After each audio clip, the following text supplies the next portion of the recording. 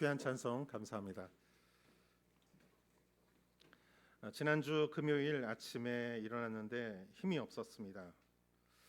피곤하고 졸음이 오고 의욕이 없고, 여러분도 이럴 때가 있지 않습니까? 몸도 마음도 무겁고 무기력하고, 뭔가 몸을 움직이는 것도 굉장히 무겁고, 그날 아침에 목사님들과 같이 성경 공부하는 시간이 있었습니다. 거기를 가야 했습니다. 비가 오는 날 운전을 해서 1시간 운전해서 그 장소까지 가는 게 쉽지 않았습니다. 그런데 그곳에서 2시간 동안 지난 고베에서 목사님들과 1대1을 다 이렇게 우리 성도님들과 또 이렇게 1대1을 다 하고, 그 1대1을 한 교회 목사님들하고만 저하고 한 8명 정도가 각 목사님의 교회에서 1대1 지도자반을 이제 시작해야 되는데, 목사님들이 가르쳐야 되는데 어떻게 가르치느냐를 같이 제가 이렇게 좀 가르쳐드리고 같이 논의하는 그런 시간이었어요. 그러면서 여러 가지 의견도 내고 성경을 읽고 또 복음에 관한 말씀을 나누면서 제가 느꼈던 것은 힘이 솟았다는 것이에요. 그래서 마칠 때쯤 되니까 정말 제 마음에 힘이, 열정이 솟았습니다. 더 있고 싶었지만 저는 먼저 오고, 다른 목사님들은 또 계속 거기서 교제를 하셨습니다. 여러분, 우리는 몸과 마음이 피곤할 때, 지쳤을 때, 그 우리의 마음을 복돋아주고 그 영을 일으켜주는 그러한 것이 필요하죠. 오늘 성경 말씀은 이스라엘 백성들이 성전을 재건하는 일에 지치고 피곤했을 때 학개라는 예언자가 나와서 하나님의 말씀을 전하기 시작했을 때, 그들이 다시 한번 그 영이 일어나고 그 영이 하나님을 통하여서 일으켜 세워짐으로 인해서 다시 그 일을 시작한 그러한 말씀의 내용입니다. 오늘의 말씀의 배경을 좀 설명을 드리겠습니다. 기원전 586년 예루살렘은 멸망을 했습니다. 그래서 백성들은 바벨론의 포로로 잡혀가고 성전은 무너졌습니다. 그러나 그 이전에 예레미야를 통해서 하나님께서 70년 후에 그 회복을 시켜줄 것이라는 그 말씀은 그들은 기억했고, 그들은 아마 포로로 끌려가면서 포로 생활을 하면서도 70이라는 숫자를 마음에 담고 살았을 것입니다. 그러나 70이 아니라 48년 후에 바벨론을 정복한 페르시아의 고레스 왕이 칙령을 발표를 합니다. BC 538년. 그래서 유대인들은 예루살렘으로 돌아가 성전을 재건해도 좋다. 그래서 그 다음에 BC 537년 수룹바벨이라는 지도자를 중심으로, 또 대제사장 여호수아를 중심으로 5만 명 조금 안 되는 인원이 1차 귀환을 하게 됩니다. 그리고 그 다음에 BC 536년에 성전의 공사가 시작됩니다. 기초를 놓는 성전 공사가 시작되는데, 그 내용에 대해서 에스라가 이렇게 말하고 있습니다. 오늘은 좀 성경을 많이 읽겠습니다. 여러분께서 같이 동참해 주시기 바랍니다. 에스라서 3장 8절에서 10절까지의 말씀을 읽겠습니다. 그들이 예루살렘에 있는 하나님의 집에 도착한 지 2년 둘째 달이 되었을 때, 스알디엘의 아들 수룹바벨과 요사닥의 아들 예수아와 그 나머지 동료 제사장과 레위 사람과 포로로 잡혀갔다가 예루살렘에 돌아온 모든 사람이 성전을 짓는 일에 착수했고, 20세 이상의 레위 사람을 세워 여호와의 집 짓는 일을 감독하게 했습니다. 예수아와 그 아들들과 그 형제들, 호다위야의 자손 간미엘과 그 아들들, 헤나닷의 아들과 형제 등 이 레위 사람들이 다 같이 하나님의 집 짓는 일을 감독했습니다. 건축자들이 여호와의 성전 기초를 놓을 때 제사장들은 예복을 입고 나팔을 들었고, 아삽 자손인 레위 사람은 심벌주를 들고 이스라엘 왕 다윗이 명령한 대로 여호와를 찬양했습니다. 아멘. 이들은 얼마나 감격했을까. 이들은 기쁨의 눈물, 또한 감격의 기쁨. 그래서 어떤 사람은 울고 어떤 사람은 웃고 울음과 웃음이 뒤섞였다고 성경은 말하고 있습니다. 그러나 이 일은 오래 지속되지 않았습니다. 왜냐하면 사마리아 북이스라엘의 자손들, 아시리아의 침략을 받고 피가 섞여졌던 그 자손들이 이 일을 방해했기 때문입니다. 그들이 어떻게 방해했느냐? 그 페르시아의 아닥사스다 왕에게 편지를 써서 상소를 올립니다. 그 편지의 내용이 성경 에스라서 4장 11절에서 16절까지 나옵니다. 우리가 좀 길지만 한번 사마리아 사람들이 예루살렘의 성전을 재건하는 것을 방해하기 위해서 페르시아 왕에게 보낸 편지의 내용입니다. 같이 한번 읽어보도록 하겠습니다. 다음은 그들이 보낸 상소문의 사본입니다. 유프라테스 강 건너 지역에 있는 왕의 종들이 아닥사스다 왕께 편지를 올립니다. 왕께 알려드립니다. 왕으로부터 우리에게 올라와 유다 사람들이 예루살렘으로 갔습니다. 그들은 악한 반역의 성을 세우고 있습니다. 그들은 성벽을 세우고 기초를 재건하고 있습니다. 왕께서 아셔야 할 일은 만약 예루살렘 성이 세워지고 성벽이 재건되면 그들이 더 이상 조공이나 관세나 조세를 내지 않을 것입니다. 그러면 왕실 예산에 막대한 손실이 있을 것입니다. 왕궁의 녹을 먹는 입장에서 우리는 왕께서 수치당하는 것을 참아 보지 못하므로 이 전가를 보내 왕께 알려드립니다. 그러니 왕께서는 조상의 기록을 조사할 필요가 있을 것입니다. 왕께서 기록을 살펴보시면 이 성은 반역의 성이요 왕들과 여러 지방에 피해를 입혔으며 옛날부터 반란이 일어났다는 것을 알 것입니다. 이 성이 멸망당한 것도 그 때문이었습니다.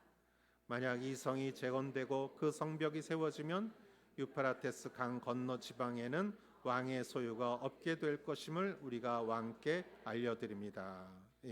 이걸 보면서 정말 2500년 전에 쓰여진 이 문서가 얼마나 설득력이 있고 얼마나 악한 의도를 가지고 그러나 얼마나 정교하고 논리적으로 쓰여졌는가 볼 수가 있습니다.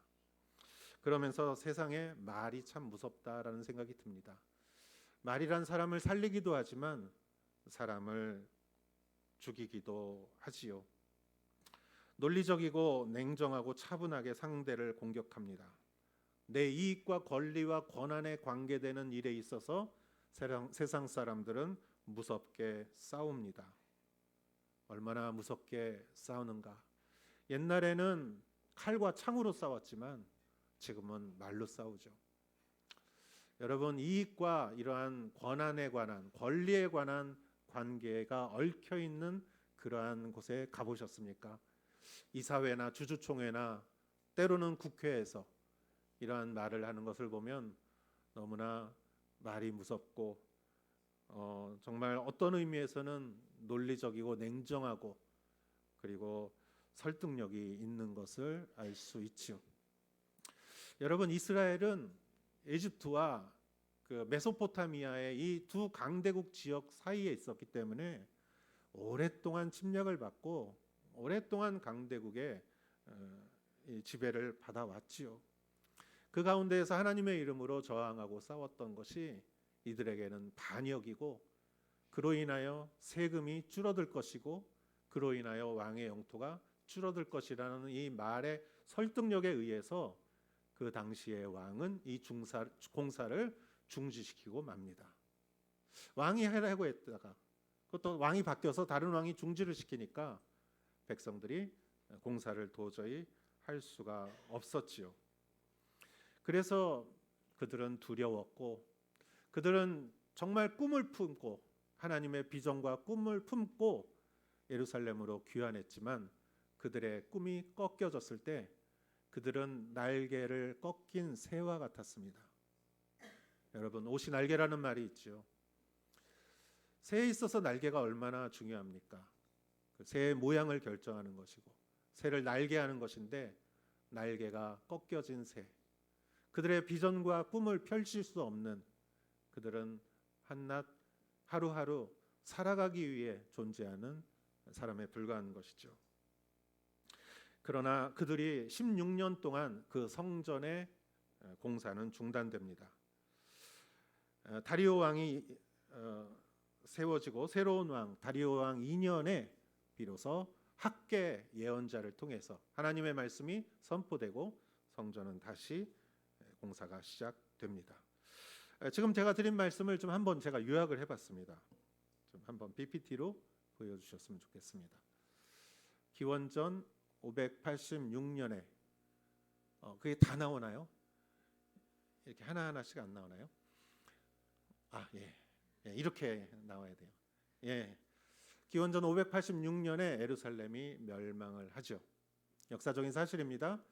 그리고 48년이 지난 이후에 고레스의 칙령 538년 BC 538년에 고레스의 칙령이 나오고 537년에 1차 귀환 그리고 536년에 성전 기초 공사를 하게 되죠. 그러나 사마리아의 방해로 인해서 16년 동안 성전 공사는 중지가 됩니다. 그래서 BC 520년, 지금 이 학계의 말씀은 BC 520년에 하나님께서 주신 말씀입니다. 그렇다면 여러분 70년이라는 것은 어디서 나온 말일까요? 아무리 봐도 48년, 16년 더해도 70년이 나올 수가 없는데 70년이란 어디서 나온 거냐 하면은 그 BC 608년으로 올라가야 우리가 이것을 알 수 있습니다. 22년 전 예루살렘이 멸망하기 이미 22년 전에 바벨론의 1차 침공이 있었습니다. 그게 BC 608년. 그래서 바벨론은 이렇게 여호와킴 시대에 침공을 해서 돌아갑니다. 예루살렘이 완전히 멸망하지 않았지만 그때 포로로 사람들을 끌고 가는데 그 포로 중에 한 사람이 누구냐 하면은 다니엘이에요. 그래서 이미 포로는 608년부터 시작된 거예요. 그래서 608년부터 538년까지 계산하면 딱 70년이 나오죠. 그래서 70년이라는 의미는 우리가 이렇게 이해를 해야 합니다. 좀 산수 시간 같았지만 여러분이 참고해 주시기 바랍니다. 그리고 이제 하나님의 말씀이 학계를 통해서 예언자를 통해서 선포됩니다. 오늘의 말씀은 12절부터인데 1절 말씀, 학계서 1장 1절부터 6절까지의 말씀을 읽어보도록 하겠습니다. 같이요. 시작. 다리오 왕 2년째 되던 해 여섯째 달 1일에 여호와의 말씀이 예언자 학계를 통해 스알디엘의 아들 유다 총독 스룹바벨과 여호사닥의 아들 대제사장 여호수아에게 임했습니다. 만군의 여호와께서 이렇게 말씀하셨다. 여호와의 집을 지을 때가 되지 않았다라고 이 백성들은 말한다. 그때 예언자 학계를 통해 주신 여호와의 말씀입니다. 성전은 무너진 채로 남아 있는데 너희만 꾸며진 집에 살고 있을 때냐? 그러므로 이제 만군의 여호와께서 이렇게 말씀하셨다. 너희가 걸어온 길을 잘 생각해 보라. 너희가 많이 심었지만 조금밖에 거두지 못하고 먹어도 배부르지 않고 마셔도 만족하지 못하고 입어도 따뜻하지 않으며 일꾼이 품삯을 벌어도 구멍난 주머니에 넣는 격이 됐다. 아멘. 학계를 통해서 하나님께서 주신 말씀은 처음에는 책망처럼 들립니다. 성전은 무너졌는데 너희만 꾸며진 집에 살고 있느냐. 백성들도 그 날개가 꺾였죠. 그들의 꿈이 방해로 인해서 그것이 중단되었을 때 그들은 실망했어요. 1년, 2년 지났을 때는 그들의 마음속에는 빨리 시작해야 되는데라는 마음이 있었을 거예요. 그러나 16년이 지나면 여러분 지금부터 16년 전이면 2003년이에요. 2003년의 일을 기억하십니까? 16년이 지나면 그게 그 사람들의 생활 패턴이 되는 것이죠. 오히려 성전을 안 짓는 게 보통의 생활이 되는 것이죠. 전에는 성전을 지어야 한다고 모두가 생각했지만 지금의 환경에 그들은 살아갈 뿐이었습니다.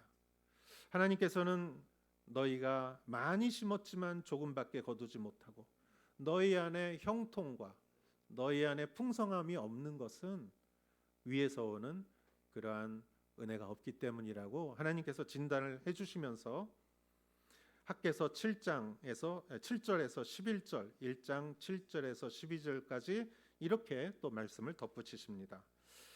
같이 한번 읽겠습니다. 만군의 여호와께서 이렇게 말씀하셨다. 너희가 걸어온 길을 잘 생각해 보라. 산에 올라가 나무를 가져다 성전을 지어라. 내가 그 안에서 기뻐하며 그것으로 영광을 받을 것이다. 여호와께서 말씀하셨다. 너희가 풍성함을 기대했지만 조금밖에 거두지 못했고 너희가 집에 가지고 왔으나 내가 날려 버렸다. 왜 그랬겠느냐? 만군의 여호와께서 하시는 말씀이다. 내 집은 무너진 채로 남아 있는데 너희는 각자 자기 집 일에 바쁘기 때문이다.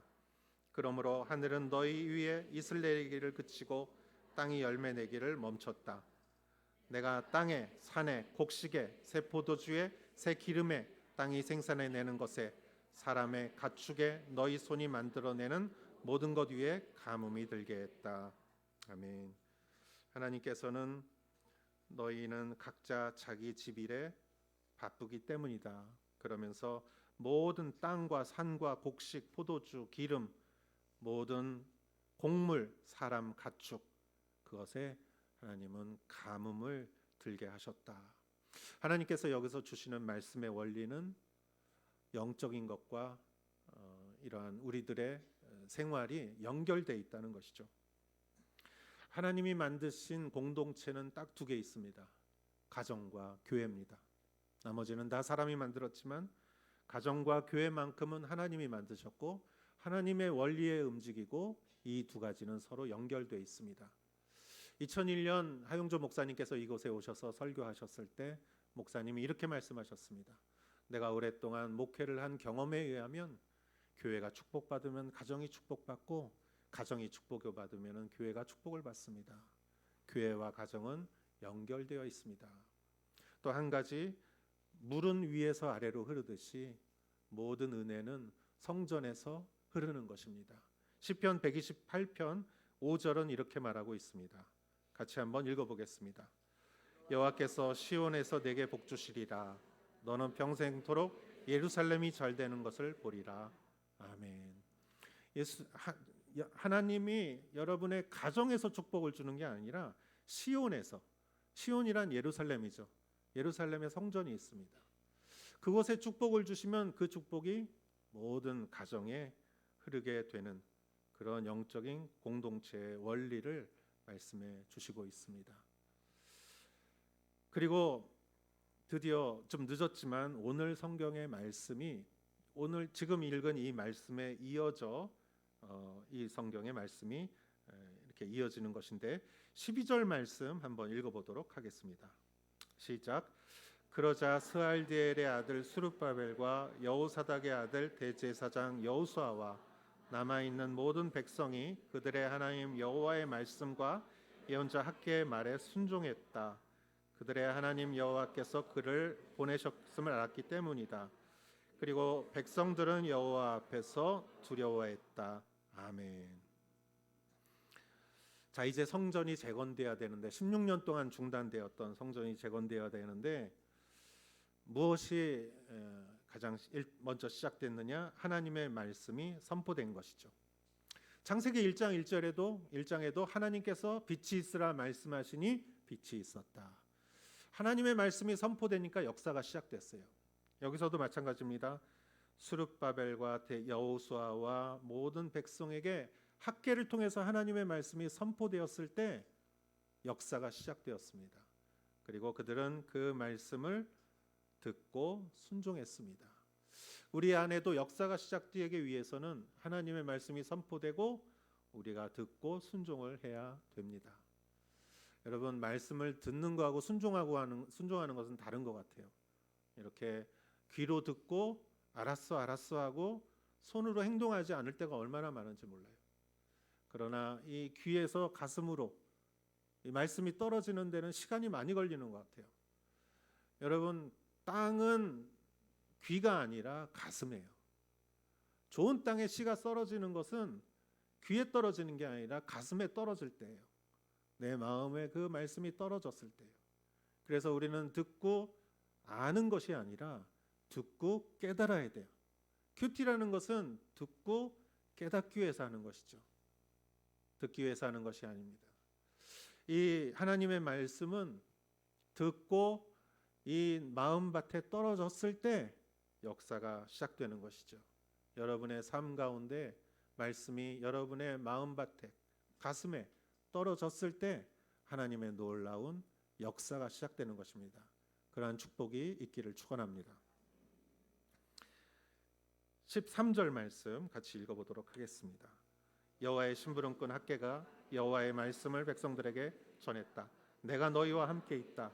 여호와가 하는 말이다. 아멘. 학개가 백성들에게 한 말씀의 첫 말씀은 하나님이 너희와 함께 있다. 할렐루야. 임마누엘의 하나님.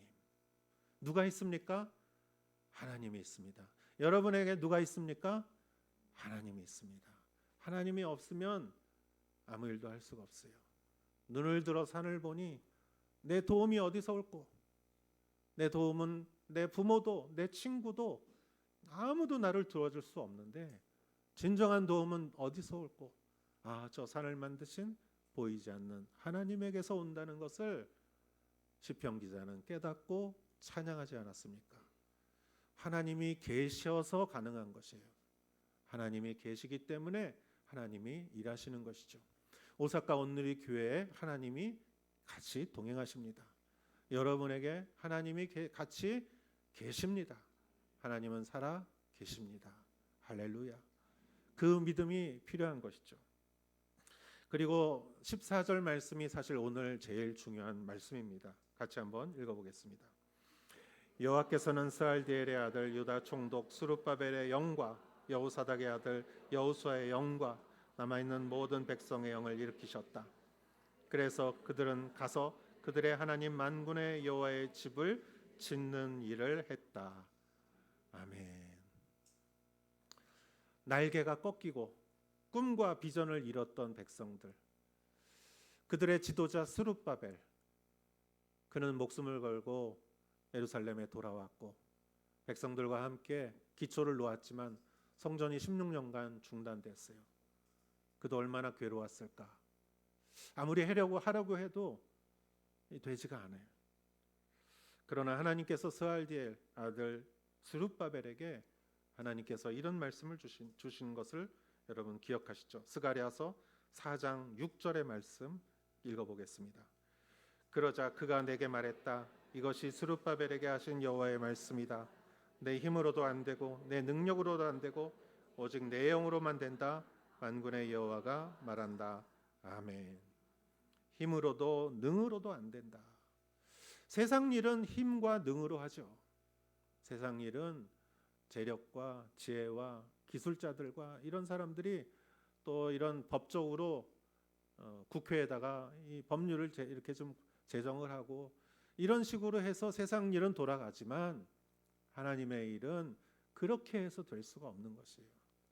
아무리 하려고도 해도 되지 못했어요.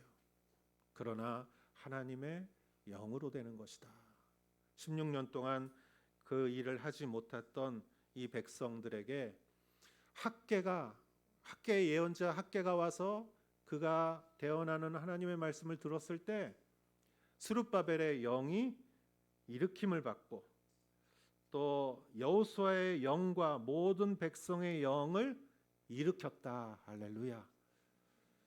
그 스룹바벨의 영이 피곤하고 지치고 두렵고 그랬던 영의 하나님의 말씀이 그 영을 세우신 거예요. 여러분, 리바이벌이라는 것이 뭡니까? 리바이벌이라는 거는 바이블 그러면은 바이브레이션 막 떨리는 거죠. 바이브레이션. 그거는 에너지를 말해요. 그리고 리라는 말은 다시라는 말이죠. 두 번째. 이 멈춰졌던 것들, 죽었던 것들, 어둠에 갇혔던 것들이 다시 부르르르 이렇게 떨어가는 게 움직이는 게 리바이벌이에요. 이 스룹바벨에 이 죽어 있었던 이 백성들의 죽어 있었던 이 열정이 꿈과 비전이 하나님의 말씀을 학개를 통한 하나님의 말씀이 전해지자 영이 다시 부르르르 떨기 시작한 거예요. 그 천국 같은 자기 몸, 무거운 마음, 그 두려움, 그것을 떨쳐 일으킬 수 있는 힘이 그 안에서 솟아나기 시작한 것이에요. 스룹바벨이 기다리고 있었던 능으로도 힘으로도 안 되고 하나님의 영으로 된다는 것을 스룹바벨은 이것을 말하는 것이구나 하고 깨달았을 것입니다.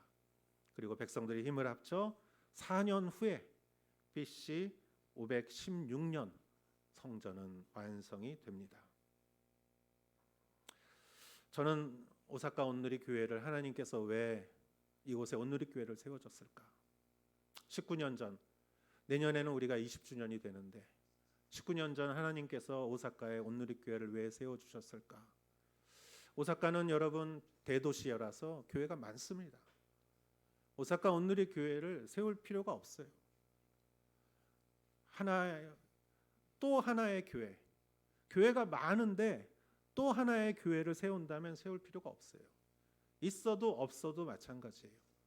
또 하나의 교회, 다른 교회와 경쟁해야 되는 또 하나의 교회는 의미가 없습니다.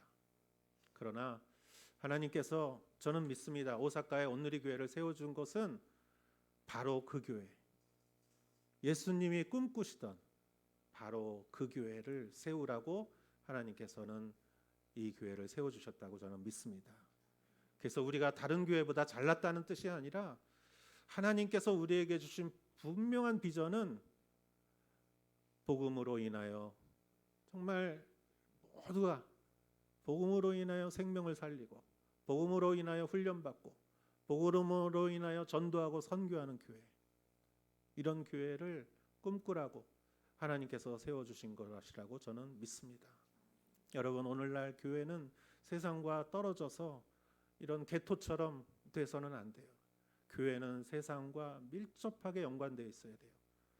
세상이 교회에 들어와서는 안 되지만 교회는 세상에 들어가야 돼요. 세상과 접목해야 돼요. 세상과 구별돼야 하면서도 세상과 접촉해야 돼요. 그래서 진정한 교회는 크리스찬, 넌크리스찬들이 많이 오는 교회예요. 카페도 만들고 넌크리스찬도 오라고 하고 행사도 많이 하고 그리고 고민들 많이 있고 애들 키우는 것에 이런 여러 가지 어려움 겪고 있는 분들이 와서 같이 위로받는 교회. 여러분, 또 이렇게 우리들이 중고품 갖고 와서 여기서 항상 나눔 장터하면 얼마나 좋겠어요. 주부들은 관심이 있더라고요. 이렇게 리사이클숍 같은 걸 하면은 누구든지 들어와 보고 싶어 해요. 그래서 이곳에서 사람도 사귀고, 그리고 교회는 일요일만 열어둬서는 안 돼요. 이 좋은 장소에 우리 일요일만 열어두면 어떡합니까? 교회는 매일 열려 있어야 돼요. 행사가 있고 만남이 있고 공부가 있고 교제가 있고 기도회가 있고 음악이 있고 어린애부터 어른까지. 그리고 여러분, 제가 19년 이렇게 온누리 교회를 보면 제가 왔을 때 어린애들이 지금 청년이 돼서 지금 교회에서 찬양 인도하고 교사하고 봉사해요. 여러분, 차세대를 세우는 교회, 키우는 교회, 저는 교회가 학교를 해야 된다고 생각합니다. 처치스쿨. 그래서 진화론적인 가치관을 갖는 것이 아니라 정말 성경적인 가치관을 갖는 하나님의 다음 세대의 그 인재를 교회가 키워내야 한다고 생각합니다. 그리고 교회는 요람에서 무덤까지 돌봐야 한다고 생각합니다. 우리는 어르신들 시설을 만들고, 그래서 많이 나이 드신 분들이 이곳에서 매일 예배를 드릴 수 있고 크리스찬이 크리스찬을 돌보는 그러한 시설을 우리가 만든다면 얼마나 세상이 우리를 부러워하겠습니까? 저기 가고 보고 싶다, 저기서 결혼하고 싶다라는. 여러분, 결혼식도 중요하지만 요즘은 또 장례식도 중요합니다. 장례식을 통해서 사람은 많이 위로를 받아야 돼요. 가족들, 유족들은 이곳에서 유족들이 모여서 이렇게 주무실 수 있는 시설이 있어서 정말 정성껏 사랑으로 우리가 기도하며 장례식을 치러드렸을 때 그 유족들이 교회에 대해서 다시 생각하지 않겠습니까? 지난번 소천하신 이마이 중고상 친척이 조카가 오셔서 저에게 그렇게 얘기하시더라고요. 내가 교회에 대해서 별로 감정이 나는 좋지 않은 사람이었습니다. 그러나 오사카 온누리교회 성도들이 우리 고모를 이렇게 장례 치러주는 것을 보고 내가 교회에 대해서 새롭게 생각했습니다. 제가 가까운 교회에 가보세요, 이렇게 말을 했습니다. 여러분, 교회가 할 수 있는 일, 해야 할 일이 얼마나 무궁무진하고 많고, 그리고 교회밖에 할 수 없는 일, 교회가 아니면 할 수 없는 일이 얼마나 많은지, 특히 이 세상의 사람을 영원한 생명으로 인도하는 것은 교회밖에 할 수 없는 것이지요. 이 세상을 구원하는 것은 교회입니다. 우리는 그러한 비전을 이룰 수 있는 그런 도구로서 하나님께서, 이것이 하나님의 뜻이라면 하나님께서 새로운 성전을 주신다고 믿습니다. 그러나 이 일은 능으로도 힘으로도 할 수 없는 일입니다. 우리가 도저히 그것은 할 수 없어요. 무엇으로 합니까? 하나님의 영으로 찬양하고, 영으로 기도하고, 영으로 예배하고, 여러분 헌금도 영으로 하십시오. 우리가 하나님에게 주신 감동으로 우리가 이 일을 할 때 하나님의 놀라운 전이 세워진다고 저는 믿습니다. 할렐루야. 여러분, 찬양을 좀 한 곡 했으면 좋겠는데, 일본 목사님이 작곡하신 찬양이에요. 그래서 일본어에 이렇게 맞게 돼 있어서 한국어로 번역을 했는데 잘 번역이 참 됐습니다. 여러분, 이 찬양이 너무나 우리 교회에 주는 메시지가 있다고 생각합니다. 그래서 한번 같이 찬양을 한번 불러봤으면 좋겠습니다.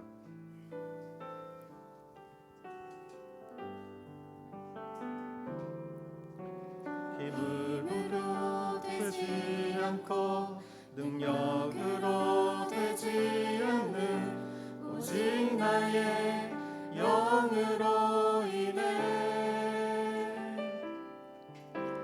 힘으로 되지 않고 능력으로 되지 않는 오직 나의 영으로 인해. 다시 한번 힘으로 되지 않고 능력으로 되지 않는 오직 나의 영으로 인해, 힘으로 되지 않고 능력으로 되지 않는 오직 나의 영으로 인해, 오직 주의 성령으로 인해 높은 산도 그 앞에서 다 낮아지네. 오직 주의 성령으로 인해 성전은 다시 세워지리라. 우리 다 같이 일어나서 찬양하겠습니다.